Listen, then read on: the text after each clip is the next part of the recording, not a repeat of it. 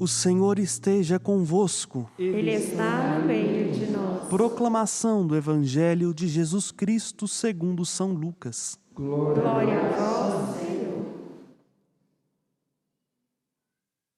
Naquele tempo, disse o Senhor: Ai de vós, fariseus, porque pagais o dízimo da hortelã, da arruda e de todas as outras ervas, mas deixais de lado a justiça e o amor de Deus. Vós deveríeis praticar isso sem deixar de lado aquilo. Ai de vós, fariseus, porque gostais de lugar de honra nas sinagogas e de serem cumprimentados nas praças públicas.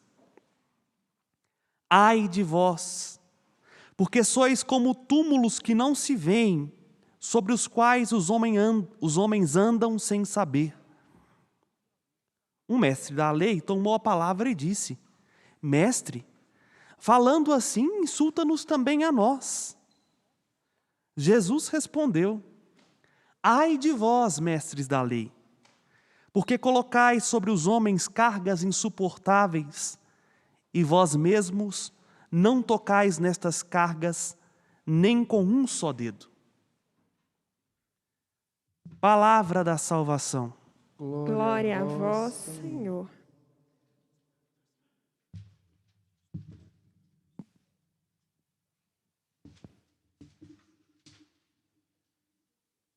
Queridas irmãs beneditinas, alegria de mais uma vez participarmos juntos da Eucaristia. Amados irmãos e irmãs de perto ou de longe, congregados, seja aqui neste santuário ou pelos veículos de comunicação, graças à generosidade da família dos devotos de Nossa Senhora da Piedade, saúde e paz sejam derramados copiosamente sobre os vossos corações. Hoje nós ouvimos duas leituras difíceis, não porque sejam de conteúdos densos, mas porque nos custa colocá-las em prática. São Paulo que vamos dizer assim, se ira por causa de um julgamento, o julgamento precipitado e um julgamento conforme a exterioridade. E Jesus também que ira-se por causa do julgamento. Permita-me começar pelo Evangelho. Mas começar pelo Evangelho, nós vamos ter que rememorar um pouquinho o que não nos foi dito. Porque durante a semana do tempo comum, nós lemos o Evangelho de modo corrente, vai continuando. Só que ontem a liturgia foi interrompida por causa da solenidade de Nossa Senhora Aparecida. E aí, o Evangelho de hoje, de amanhã, ficou meio que sem início. Vamos lá, deixa o Padre contar a história para vocês. O que aconteceu? Jesus estava pregando, chegando em Jerusalém. Para Lucas, Jerusalém é o lugar da entrega. É o lugar onde Jesus vai só para morrer. Ele entra em Jerusalém só para morrer. E Jesus decide ir para Jerusalém. É uma decisão dele própria. E quando ele estava falando, um fariseu, isso na cidade de Jerusalém, convida Jesus para jantar. E Jesus aceita o convite do fariseu. Vai jantar com o fariseu e leva de quebra mais 12. Levou mais 12 penetras para o jantar, para a festa, que eram os apóstolos. E chegando lá, tinha todo um costume das muitas tradições judaicas, e os discípulos de Jesus não seguiram algumas delas, como, por exemplo, lavar as mãos antes da refeição. Lucas não diz, mas Mateus diz. Mateus diz que eles acusaram Jesus. Por que seus discípulos comem sem lavar a mão? Lucas deixa nas entrelinhas. E aí, imagina você é um convidado para um jantar, o dono da casa é fariseu, você acaba de jantar e começa a dizer: ai de vós, fariseus, ai de vós. Vejam, Jesus meio que desmascara a hipocrisia que estava velada naquele jantar. Chamou Jesus para dentro de casa, não para acolher Jesus, mas para pôr Jesus à prova. Chamou Jesus para perto de si, não porque queria converter e mudar de vida, mas porque estava armando, vamos dizer assim, uma arapuca, para apanhar Jesus, para ter motivo para condenar, para ter motivo para acusar. E porque Ele conhece o mais íntimo de nós, Ele mesmo desmascara a hipocrisia. Porque entre eles já estavam julgando Jesus, os discípulos, por não cumprirem os preceitos humanos. E o primeiro ai, Jesus fala 6 ai de vós. Nós vamos ouvir 4 hoje, mais 2 amanhã. Esses 6 ai de vós se contrapõem às bem-aventuranças, que também são 6 no Evangelho de Lucas. Ai de vós, fariseus, porque pagais o dízimo, mas deixais de lado a justiça e o amor a Deus. Veja, ai de vós, fariseus, porque gostais de lugar de honra na sinagoga, para serem vistos e cumprimentados nas praças públicas. Ai de vós, porque sois como túmulos, que não se veem. Vejam, essa imagem de Jesus é interessante, porque o túmulo a gente só vê a fachada, né? A gente só vê o que está por fora, mas do lado de dentro está tudo podre, está sem vida, está em decomposição. O que Jesus está aqui criticando os fariseus é uma coisa só. Eles estavam muito preocupados com aquilo que dava visibilidade. Por exemplo, pagar o dízimo. Pagar o dízimo é uma coisa boa, e Jesus diz, deveis praticar isso sem deixar aquilo. Ou seja, deveis praticar o pagar o dízimo daquilo que vocês têm. Mas pagar o dízimo não isenta vocês de deixar de lado a santidade, a justiça e o amor a Deus. O que adianta alguém todo mês ajudar a paróquia nas suas necessidades? Ajudar uma pessoa que tem menos do que ele, mas não faz isso por amor a Deus. Aqui está algo que Jesus começa a mostrar. Tem coisas boas que nós podemos fazer não pelo bem, mas por vaidade, por aparência, para ser visto de uma forma que os homens elogiem. Porque pagar o dízimo não é algo privado. Ninguém paga o dízimo ocultamente. Eu tenho que entregar a alguém. Ainda que no tempo atual, hoje eu posso fazer isso sem ir diretamente à igreja, né? Sei lá, um Pix, uma transferência bancária, mas isso se torna público. Ao menos uma pessoa vai receber.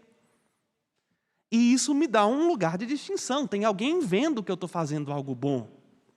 Tem alguém vendo que eu estou sendo honesto, cumprindo a lei direitinho, mas... E a justiça? Que, como já disse várias vezes aqui, justiça na Sagrada Escritura não tem nada a ver com o que a gente entende de justiça. Justiça na Sagrada Escritura significa andar de cabeça erguida. Se contrapõe ao ímpio. Ímpio é aquele que é curvo. Justo é aquele que é reto. Ou seja, é aquele que tem os olhos voltados para Deus e não para o próprio umbigo. E a santidade fica onde? E o amor a Deus? Nós devemos praticar um sem deixar o outro. Ai de vós, fariseus, porque vocês gostam do lugar de honra na sinagoga, gostam de serem cumprimentados nas praças, né?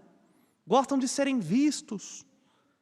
Ai de vós, porque no fundo é só aparência. Vejam, ainda tinha um rapazinho lá, né, mestre da lei, no jantar, que quando a carapuça amarra, os outros ficam ofendidos, né? Quando alguém diz a verdade, e é verdade mesmo, aquilo machuca, aquilo incomoda. O mestre da lei foi falar meio com Jesus, você está sendo meio mal educado, olha como é que você está falando com o dono da casa, olha o que você está falando aí no final do jantar. Você falando isso, Jesus, você não insulta só os fariseus, você insulta a gente também que é mestre da lei. E o que Jesus diz? Ai de vós, mestres da lei, porque colocais pesados fardos nas costas dos homens, e vós não estáis dispostos a carregá-los sequer com um dedo.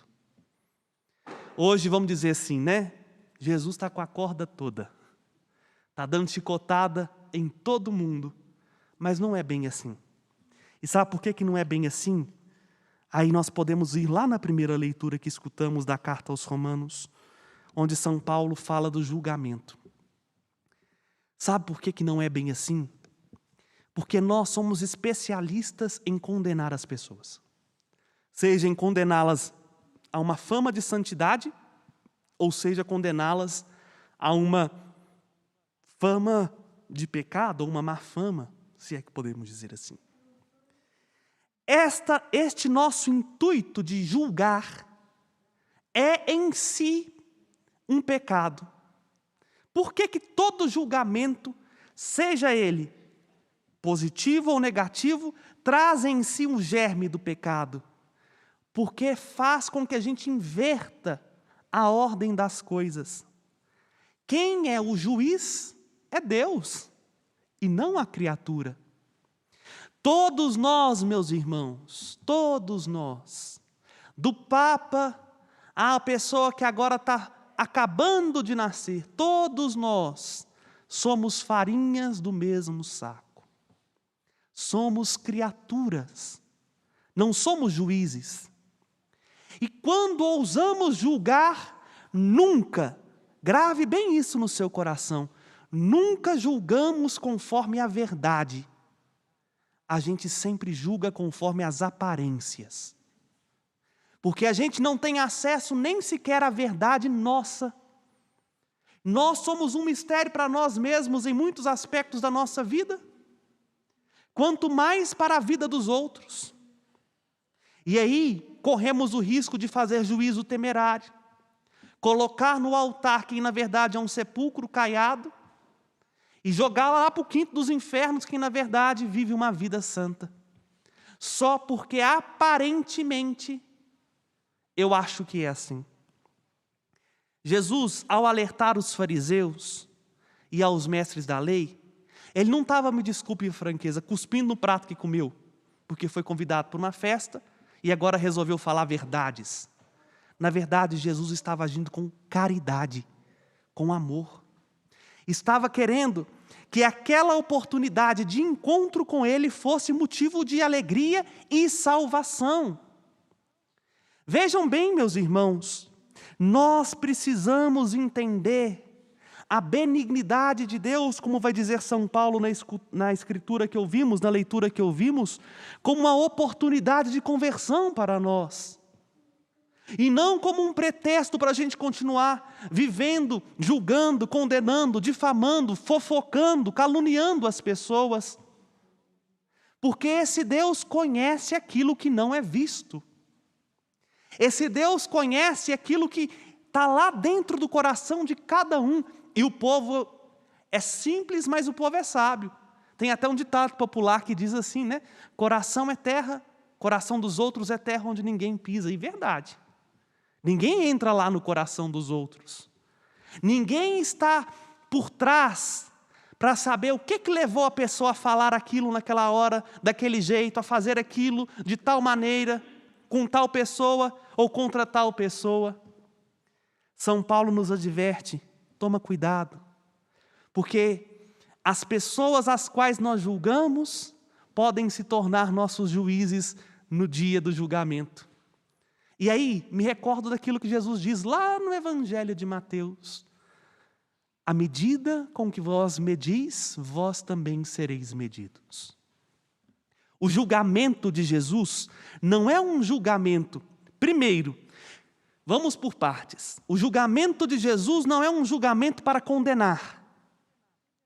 Quando Jesus julga, na verdade ele torna claro aquilo que já é. A salvação ou a condenação são consequências da vida que levamos, das escolhas que fazemos, do bem que fazemos ou deixamos de fazer. Jesus simplesmente joga luz, ilumina aquilo que já está decidido, não por ele, mas por nós. Porque Ele nos fez com um dom que ninguém nos rouba, o dom da liberdade. Somos livres. Somos livres para escolher o que fazemos da nossa vida. Somos livres para tecer a nossa própria história. Mas a liberdade precisa ser sempre vivida com responsabilidade. Porque as consequências das nossas ações são inerentes às ações que fazemos. Não tem como eu plantar abacaxi e querer que nasça laranja. Dizendo isso, eu estou falando que se nós vivemos irresponsavelmente a nossa vida, nós vamos ter que arcar com as consequências da nossa irresponsabilidade. Agora, quando Jesus dirige uma palavra, quando Jesus chega, a verdade se manifesta. Não porque Ele gosta de julgar, não para expor. É o mesmo critério que acontece lá no confessionário. A gente se acusa não para que os outros fiquem sabendo. Aqui eu falo outro padre, na verdade, porque para o padre tanto faz o que você diz ou o que não diz. A gente se acusa para que a gente possa converter. Para que ouvindo aquilo que nós acabamos de falar, tomando consciência, nós possamos aproveitar a bondade de Deus. Esse versículo hoje me marcou muito. Não desprezas as riquezas de sua bondade, de sua tolerância, de sua... Ora, será que desprezas as riquezas de sua bondade, de sua tolerância, de sua longanimidade, não entendendo que a benignidade de Deus é um insistente convite para converteres? Jesus começa a falar esses ai de vós, ai de vós, ai de vós, porque Ele ama, inclusive os fariseus e os mestres da lei. O amor de Deus, como nós ouvimos na primeira leitura, não faz distinção de ninguém, se é judeu, se é grego, se é branco, se é negro, se é pobre, se é rico. O amor de Deus é de sempre, por todos, sempre, para todos. E porque muito ama, dói o coração de Deus perceber que estamos apegados a aparências, estamos apegados a fachadas, a preceitos, norminhas, rubricas, leis, que mais nos distanciam de Deus do que nos aproximam de fato da santidade e do amor. Acolher Jesus na nossa casa, meu irmão e minha irmã, aqui vai o conselho do padre. É um risco, viu? Porque quando Jesus chega, pode ser que Ele comece a falar aquilo que você não quer ouvir. É por isso que em muitos lugares Jesus não entra mais. É por isso que em muitas famílias Jesus não tem mais espaço. Porque quando Ele chega, por mais que Ele seja bem tratado, né? Por mais que Ele seja acolhido como o fariseu o acolheu, Ele vai nos impelir a uma mudança genuína de caráter, a uma mudança verdadeira de atitude que nos leve a ter um coração parecido com o dele. Nós cristãos somos corajosos, porque a cada dia nós ouvimos pelo Espírito Santo que habita em nós: cuidado, Felipe, cuidado, não faz isso, não fala aquilo, olha o que você está fazendo, olha o que você está pensando, olha como você está se comportando. E nós sabemos disso, o Espírito sussurra no mais íntimo de nós, lá na nossa consciência, não para condenar. É como a mãe, né? A mãe que já conhece o filho e fala: olha, meu filho, não vai por esse caminho. Não é porque a mãe está querendo ser a chata da história, tolir a liberdade, não. Simplesmente a mãe quer que o filho tenha uma vida que vale a pena, uma vida feliz, uma vida sem tantos sofrimentos, uma vida que nós tenhamos um coração que valha o céu, um interior bonito, um interior parecido com o dele, independente se a fachada é bonita ou não. Porque seremos salvos não por aquilo que nós mostramos de nós mesmos, seremos salvos pela medida pela medida do amor com que fazemos aquilo que cada um tem para fazer. Este evangelho de hoje é difícil, como eu disse, exatamente por isso. Porque ele nos compromete. Se queremos continuar acolhendo Jesus dentro de nós, ou se, como os fariseus, nós vamos continuar olhando para Jesus e falar assim: desse jeito o Senhor nos ofende, desse jeito é mais fácil pôr o Senhor para fora da nossa casa, porque fiz o melhor que eu podia e agora estou recebendo alfinetadas. Não é alfinetadas, são puxões de amor, puxões de orelha de um Deus que ama insistentemente e não desiste nem do grego, nem do judeu, nem de mim, nem de você. Acolhamos o apelo à conversão. Não para um moralismo barato, mas para uma santidade capaz de produzir frutos que nos salvem e salve este mundo. Louvado seja nosso Senhor Jesus Cristo. Com confiança fiquemos de pé e apresentemos